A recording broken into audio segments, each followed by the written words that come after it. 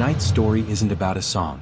It's about a moment when a mafia boss decided to flex his power in front of a packed nightclub, and chose the wrong man to do it too. Dean Martin didn't shout. He didn't threaten. He didn't back down. In under a minute, he flipped the entire room, turning fear into silence and silence into control. What happened next is a masterclass in confidence, intelligence, and survival in a world where ego got men killed.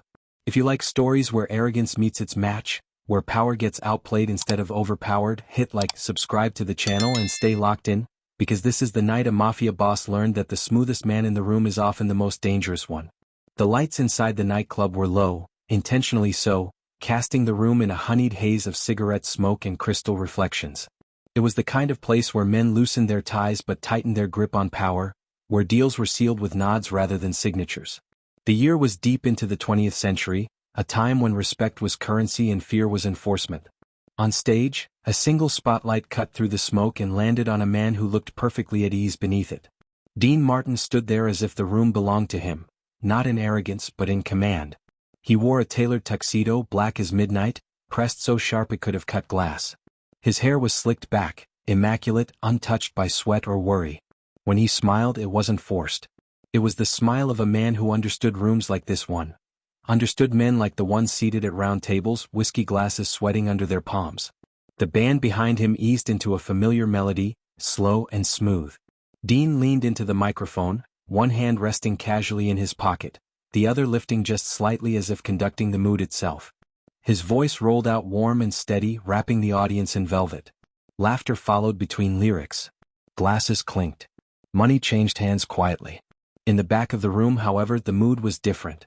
At a corner table sat a man no one introduced because no one needed to. He was thick through the shoulders, heavy through the jaw, wearing a pinstripe suit that looked less like fashion and more like armor. His hat rested on the table beside him. Never on his head indoors, never forgotten either. Two men flanked him, silent, eyes scanning the room instead of the stage. This man didn't applaud. He didn't laugh. He watched. Every club in the city knew the unspoken rules. Performers performed. Patrons enjoyed. And certain men like the one in the corner, were never to be acknowledged unless they chose to be. They didn't buy tickets, they owned silence. They didn't ask for favors, they collected them. Dean Martin knew this too. He had grown up understanding the streets before he ever learned the stage. He knew what kind of power sat in that corner booth, and he knew better than to stare. So he didn't. He sang. He joked. He gave the crowd exactly what they came for. Until the song ended. Applause rippled across the room, loud and enthusiastic. Dean dipped his head in thanks, flashing that effortless grin. The band prepared for the next number. That was when one of the silent men from the corner stood up. The movement alone shifted the air. Conversations faltered. A few heads turned, then quickly turned back. Chairs creaked as people adjusted their posture without knowing why. The man didn't rush. He walked with the unhurried confidence of someone who had never been told no, and never expected to hear it. He stopped just short of the stage. Dean noticed, but only enough to register it, not enough to react. He had learned long ago that panic was a language predators understood fluently. Instead, he leaned into the microphone again, about to speak, when the man looked up and said, quietly but clearly, "Tell the singer to hold on." It wasn't a shout. It didn't need to be. The band froze. The club manager stiffened near the bar, his face draining of color. This was not part of the evening's plan. This was not good for business. This was not good for anyone. Dean Martin finally looked down. Their eyes met. For the first time that night, Dean didn't smile. Not because he was afraid, but because he was listening. The man at the stage leaned in just enough for Dean to hear him, his voice low, measured, and cold. "You got a lot of nerve up there," the man said. "Singing like you own the place." Pause. Dean didn't answer immediately. Silence stretched, heavy and deliberate. Every second felt longer than the last. The crowd could sense something was wrong now, even if they didn't know what. Glasses stopped moving. Smoke hung still. Dean tilted his head slightly as if considering the words, not offended, not submissive. Just thoughtful. Finally he spoke. "Friend," Dean said evenly, microphone still in his hand, his voice calm but unmistakably firm, "I don't own the place." A faint smirk tugged at the man's mouth. Dean continued, just loud enough for the front tables to hear, but not the whole room. "I'm just renting the air for a few minutes." The man didn't laugh. But he didn't interrupt either. That was the first mistake. Because Dean Martin had just been given the floor. And Dean Martin never wasted a stage. Dean straightened, adjusting the microphone stand with an easy flick of his fingers, the kind of motion that looked casual but carried intention. The band members exchanged uneasy glances, hands hovering over instruments they were no longer sure they should touch. The pianist's foot froze above the pedal. Somewhere near the bar, ice cracked loudly in a glass, the sound cutting sharper than a shout. The man at the foot of the stage narrowed his eyes. "You think you're funny?" he said. Dean shrugged, slowly, deliberately. "I make my living trying." That earned a few nervous chuckles from the crowd, the kind that escaped before people could stop themselves. The man's companions shifted their weight. One of them scanned the exits, not because he planned to leave, but because habit demanded awareness. Power, after all, was fragile when mishandled. The man leaned closer to the stage, his voice dropping another register. "You ever forget where you are, singer?" Dean stepped back half a pace, not retreat, just space. He lifted the microphone from its stand, holding it loosely at his side instead of speaking into it. That single choice mattered. It meant this conversation was no longer a performance. It was personal. "I don't forget places," Dean said. "I remember faces." The man's jaw tightened. "You remember mine?" Dean studied him openly now. Not with fear. Not with defiance. With recognition. "I remember your kind," he said. "Men who sit quiet until they want noise." A ripple went through the front tables. Someone coughed too loudly. Someone else whispered a prayer under their breath. The man straightened. "Careful." Dean nodded. "Always am." Silence again. Thicker now. The kind that pressed against eardrums. Then the man spoke the words that turned curiosity into danger. "You don't stop running that mouth, you won't finish the night." The threat was not dramatic. It didn't need to be. Everyone in the room understood what it meant. In this city, in this era, men disappeared for less. Dean didn't look at the exits. He didn't signal the manager. He didn't ask the band to play. Instead, he lifted the microphone back toward his lips, and turned slightly, angling his body so the man at the stage was no longer the sole focus. The audience was. "Well," Dean said, voice amplified now, smooth as silk, "that'd be a shame." A few people laughed, real laughter this time, relief leaking out in small, nervous bursts. Dean smiled again, but this one was different. Sharper. Smarter. "Because I promised these good people one more song," he continued. "And I always keep my promises." The man scowled. "I didn't give you permission to." Dean raised a single finger. "Not rude. Not aggressive. Decisive." "Let me tell you something," Dean said, his tone warm, conversational, as if sharing a story over dinner. "When a man interrupts another man's work, he ought to be sure he understands the business." The band leader swallowed hard. The man at the stage clenched his fists. "You trying to lecture me?" Dean shook his head. "No. I'm trying to save you some embarrassment." That landed. The man's eyes flicked briefly to the tables around him. To the watching faces. To the ears drinking in every word. This wasn't a back alley. This wasn't a warehouse. This was a room full of witnesses, rich ones, connected ones, men who talked. Dean took advantage of the hesitation. "You see," he went on, "this club sells three things. Music, liquor, and peace." The crowd leaned in without realizing it. "You disrupt one," Dean said, "you hurt the other two." The man's lips curled. "And what happens if I don't care?" Dean's smile never wavered. "Then tomorrow," he said calmly, "every owner in this city starts wondering why trouble follows you instead of avoiding you." A beat. That's bad for business. Now the silence was different. This wasn't fear. It was calculation. The man stared at Dean, really stared now, seeing him not as a singer, not as entertainment, but as something else entirely, a man who understood leverage. One of the companions leaned in, whispering something urgent into the man's ear. Dean didn't need to hear it to know what was being said. Reputation. Visibility. The man straightened again, this time slower. "You think you're untouchable," he said. Dean chuckled softly. "No man is." Then he leaned forward just enough, his voice dropping, losing the microphone. "But some of us," he added, "are inconvenient." The word hung there. Inconvenient men caused problems. Inconvenient men drew attention. Inconvenient men didn't vanish quietly. The man exhaled through his nose. Long, controlled. He stepped back from the stage. Just one step. But in that room it might as well have been a mile. Dean waited. He did not speak. He did not move. He let the moment stretch until it bent in his favor. Finally, the man reached for his hat, placing it on his head with deliberate care. "This ain't over," he said. Dean inclined his head politely. "Most good nights aren't." A few scattered laughs broke out, hesitant at first, then stronger as the tension cracked. The man turned and walked back toward his table, his companions falling in behind him. Only when he sat did Dean exhale. The band leader looked at him, eyes wide, silently asking what to do. Dean lifted the microphone again, the performer returning like a switch flipped. "Gentlemen," he said, flashing that familiar grin, "where were we?" The pianist struck the opening chord. And just like that, the night moved forward. But everyone in that room knew something had changed. Because a man who lived by fear had just been outplayed, not with force, not with threats, but with intelligence. And the story was only beginning. The music rolled back into the room as if nothing had happened, but everyone knew better. The melody was smooth, practiced, and precise, yet beneath it ran an undercurrent of tension that refused to dissolve. Dean sang, his voice steady, his timing flawless, but his eyes were sharper now. He scanned the crowd not for applause but for shifts. Power never left a room quietly, it lingered, watching for an opening. At the corner table, the man with the hat did not drink. He did not speak. He watched Dean with the same intensity a card-sharp watches hands across a felt table. This was no longer about pride. It was about balance. About who had embarrassed whom, and in whose house. Dean finished the number to thunderous applause. Louder than before. People clapped not just for the music but for the release.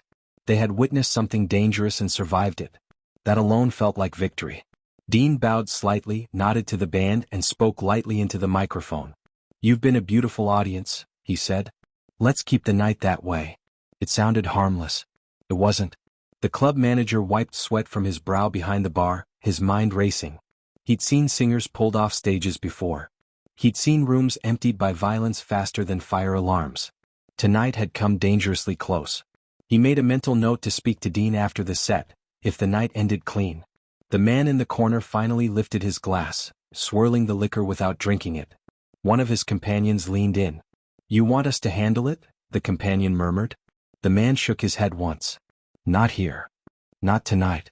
But the wheels had already started turning. Dean sensed it. Men like that never walked away empty-handed. They collected later when witnesses were gone and noise had faded. That's how they stayed powerful, by choosing the time, not the fight. So Dean adjusted his strategy. Between songs he spoke more, joked more, drew the crowd closer to him. He made himself visible, memorable. He called out tables. He thanked regulars. He turned the night into an event people would talk about tomorrow. Visibility was armor. As the set neared its end, Dean delivered his closer, a slow, sentimental tune that softened the room. Lighters flicked open. Couples leaned together. Even the man in the corner seemed momentarily distant, his gaze drifting elsewhere. When the final note faded, the applause rose like a wave. Dean smiled, bowed again, and exited the stage to the side, disappearing behind velvet curtains into the narrow corridor that led backstage. The moment the curtains closed, the air changed. The hallway smelled of dust, sweat, and old paint. A single bulb flickered overhead. The club manager hurried toward Dean, his voice low and urgent. "What the hell was that?" he whispered. Dean loosened his tie. "A misunderstanding," he said calmly. "You don't misunderstand men like that," the manager hissed. "You survive them or you don't." Dean stopped walking. Turned. "You run a good club," he said. "You want to keep it that way?" The manager nodded. "Then you don't panic," Dean continued. "You don't gossip.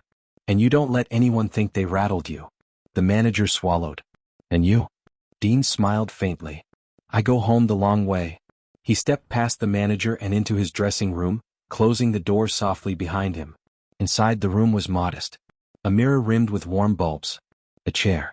A small table with a glass of water and a folded towel. Dean sat, rolled his shoulders, and allowed himself one long breath. This was the part people never saw. Charm was a weapon, but it had to be maintained. He replayed the exchange in his mind, not the words but the reactions. The hesitation. The step back. The whisper between the men. He had landed the blow. But now came the echo. A knock sounded at the door. Dean did not answer immediately. Another knock. Firmer this time. "Yeah," he called. The door opened just enough for a face to appear, not one of the companions from the floor, but another man. Older. Better dressed. His eyes were calmer, calculating in a different way. "Mr. Martin," the man said. "My employer would like a word." Dean studied him. "After the show?" The man inclined his head. Now. Dean stood, straightening his jacket. Then let's not keep him waiting. They walked together through a side exit, out into the alley where the city breathed differently. The noise of the club faded behind them, replaced by distant traffic and the hum of street lamps. A black sedan idled nearby. The back door opened.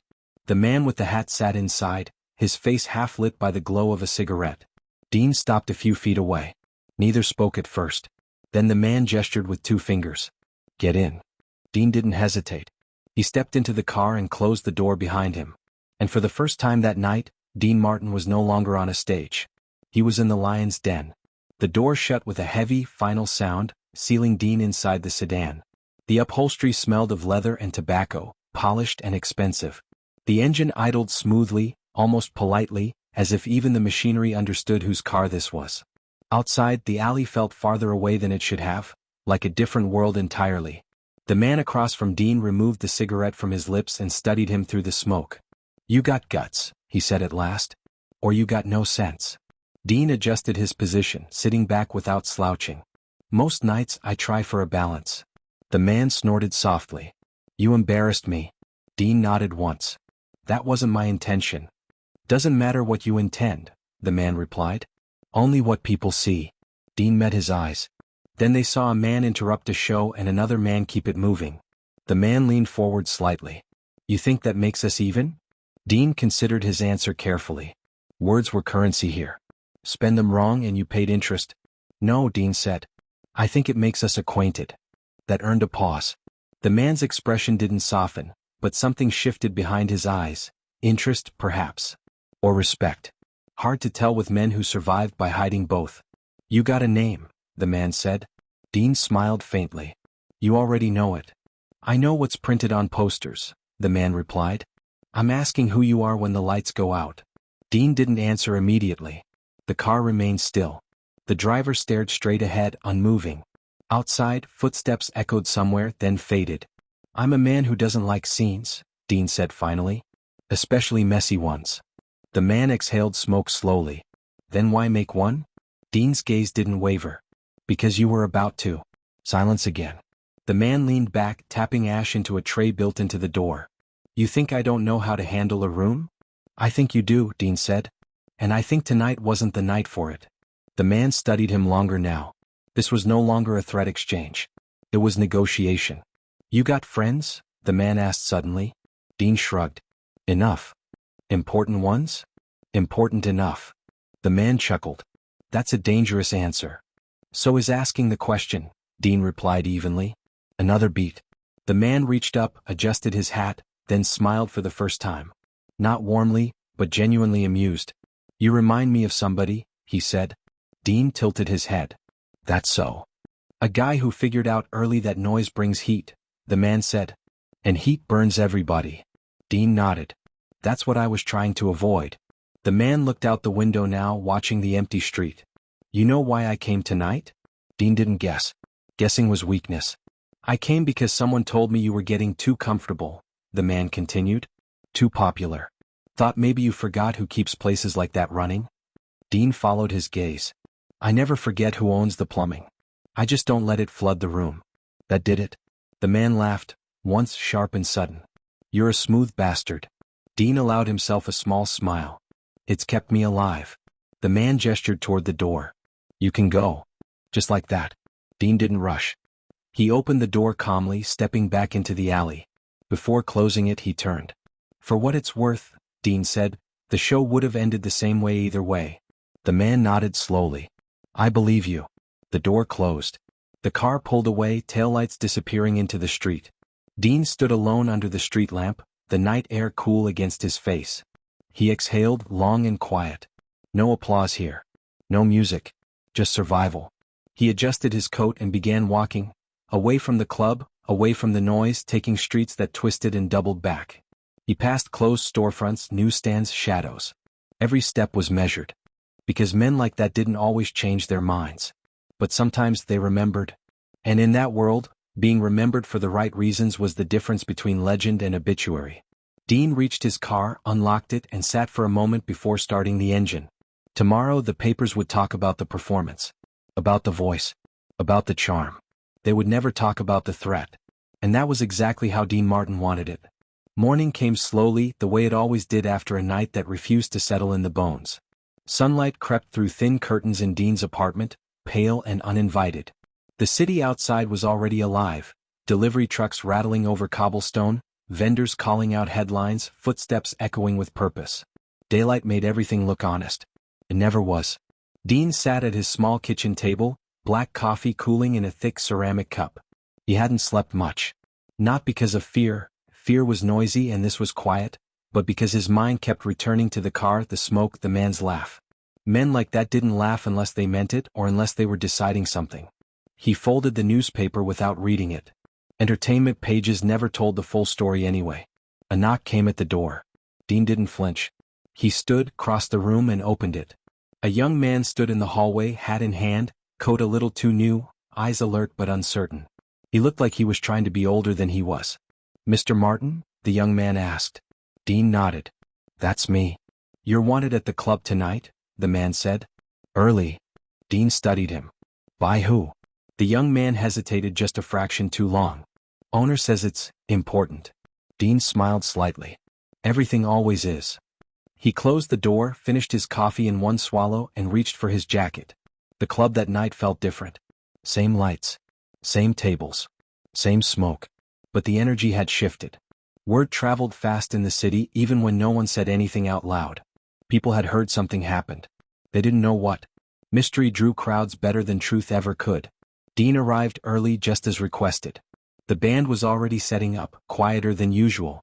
The club manager spotted Dean immediately and hurried over.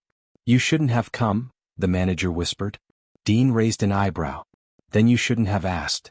The manager glanced around nervously. "They're here." Dean nodded.